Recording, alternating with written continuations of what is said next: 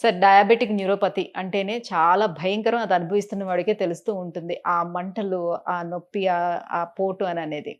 So, రాత్రులు నిద్ర లేక బాధపడుతున్న వాళ్ళు ఎంతోమంది ఉంటారు. బట్ దీనికి కేవలం అలా మెడిసిన్స్ ఏస్తూ కాలం గడిపేస్తూ ఉంటారు. మెడిసిన్స్ అనేది కాకుండా శాశ్వతమైన సొల్యూషన్ ఏమైనా ఉంటుందా?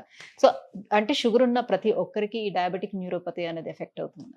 డయాబెటిక్ న్యూరోపతి అంటే ఏం లేదు. డయాబెటిస్ వల్ల నరాలు దెబ్బతినడంతోటి వచ్చే లక్షణాన్నే డయాబెటిక్ న్యూరోపతి అంటారు. నర్వ్స్ దెబ్బతింటే న్యూరోపతి. సో, లక్షణాలు ఏముంటాయి? మంట, సుత్తు గుచ్చినట్టు, కరెంట్ షాక్ తగిలినట్టు, తిమ్మిరి, మొద్దుబారడం. మొద్దు బారిపోవడం. ముఖ్యంగా కాళ్ళల్లో వస్తాయి. కాళ్ళల్లో కూడా అరికాల్లో వస్తాయి.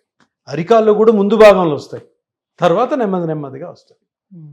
సో, బేసికల్లీ ఏంటి అంటే నరము దెబ్బతింటే వచ్చే లక్షణం ఎట్లా ఉంటదంటే పిన్స్ అండ్ నీడిల్స్ సుత్తు గుచ్చినట్టు, మంట, కరెంట్ షాక్ తగిలినట్టు, కత్తితో పొడిచినట్టు, క్రిములు పాకినట్టు ఈ ఈ లక్షణాలు ఉంటే దాన్ని నర్వ్ పెయిన్ అంటారు. నరము డ్యామేజ్ అవ్వడం వల్ల వచ్చే పెయిన్.